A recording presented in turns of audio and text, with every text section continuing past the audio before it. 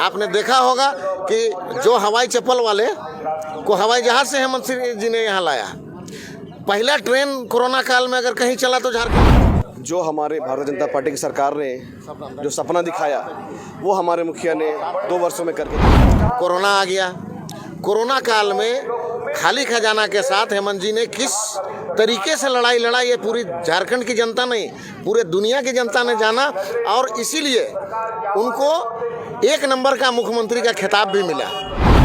हेमंत सरकार के 2 साल हो चुके हैं और आज हेमंत सरकार के द्वारा रांची के ऐतिहासिक मोरहाबादी मैदान में 2 साल का वर्षगांठ मनाया जा रहा है। रांची जिला के सभी कार्यकर्ता हमारे साथ में उपस्थित है। जिला के अध्यक्ष जो है मुश्ताक आलम, वो भी हमारे साथ में है। इनसे ही बात करेंगे कि ये 2 साल हेमंत सरकार का जो कार्यकाल बीता है वो इसे किस नज़र में देखते हैं, 2 साल के कार्यकाल को किस दृष्टि से देखते हैं। देखिए, मतलब जैसे ही सरकार का जन्म हुआ और सौगात के रूप में खाली खजाना मिला, पिछली रघुवर सरकार जो है वो पूरा खजाना खाली करके चली गई। ये आपको भी पता है और लोगों को भी पता है। उसके बाद ऊपर से प्राकृतिक महामारी आपदा आ गया बड़ा। तो जब कोरोना आया, सरकार अपना कार्यकाल शुरू करने लगी तो बहुत सारी समस्याएं थी। जनता के बीच में खाने की समस्याएं थी, नौकरी की समस्याएं थी, कोई कहीं फंसे हुए थे उनको अपने घर आने की समस्याएं थी। आपने देखा होगा कि जो हवाई चप्पल वाले को हवाई जहाज से हेमंत जी ने यहाँ लाया। पहला ट्रेन कोरोना काल में अगर कहीं चला तो झारखंड में चला। तो लाखों लोगों को लाने का काम किया। उनको रोजगार देने की बात थी तो मनरेगा के तहत रोजगार भी दे दिया उनको, और किसी तरीके से उनका पेट में दाना जाए इसके लिए 10,000 दीदी किचन और मुख्यमंत्री किचन का ये किया और उससे उनको खाना दिया। सूखा राशन का व्यवस्था किया। उसके बाद जितने कोरोना ग्रसित हो रहे थे उनको भी बेहतरीन सेवा देने का काम किया। ये चीज़ है कि आपकी बातों से मैं सहमत हूँ। आपने कहा कोरोना काल 2 साल से चल रहा है, खजाना खाली हो गया है। खजाना खाली हो गया है, मंत्रियों विधायकों के लिए गाड़ियाँ दी जा रही हैं, बड़ी बड़ी किलाएँ बनाने की बात चल रही है, इस पर क्या कहेंगे। देखिए, गाड़ी तो जो रघुवर सरकार में था, अगर मंत्री हैं तो गाड़ी सही होना चाहिए। उनकी दौरा जो है उनका वो चारों तरफ होता है, तो बेहतरीन गाड़ी तो होना ही चाहिए। उसमें क्या है, और गाड़ी का बहुत ज़्यादा दाम तो है नहीं। गाड़ी जहाँ पर खजाने में हज़ारों करोड़ रुपये होना चाहिए, वहाँ पर अगर थोड़ा बहुत गाड़ी के लिए निकल जाता है तो उसमें बहुत बड़ी बात नहीं है।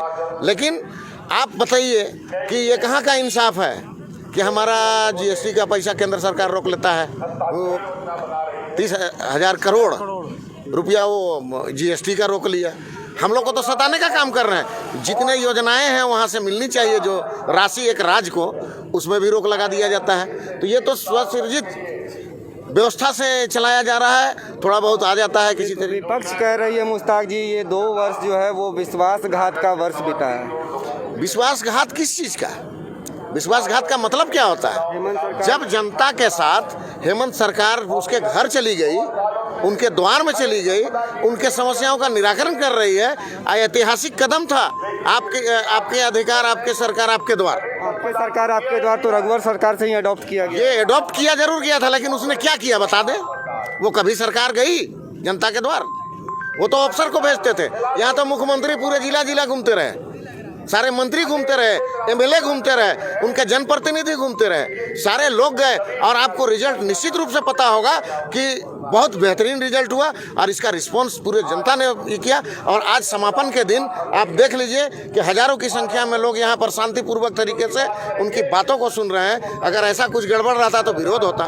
3 वर्ष बचे हुए हैं सरकार के, क्या एक्सपेक्टेशन रखते हैं सरकार से? निश्चित रूप से बेहतर एक्सपेक्टेशन रखते हैं हम लोग कि अच्छा करेगी।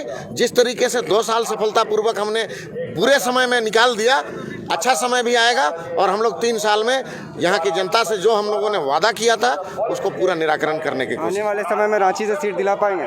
निश्चित रूप से। इस बार ही हम लोग थोड़ा सा चूक गए। ये आप लोग के ये में भी था कि शायद इतना वोट ना आए, लेकिन आप लोग सोच लीजिए कि अप्रत्याशित तरीके से हम लोगों ने वृद्धि किया है अपने वोटों का, वोट बैंक का वृद्धि किया है। और अभी हम लोग जो काम कर रहे हैं निश्चित रूप से अच्छा चूक रह गए थे। चूक अपने में हम लोग का कमी हो गया है, कहीं कुछ जगह पर हम लोग नहीं पहुंच पाए होंगे। विगत 16 वर्षों में जो हमारे भारतीय जनता पार्टी की सरकार ने जो सपना दिखाया वो हमारे मुखिया ने 2 वर्षों में करके दिखाया।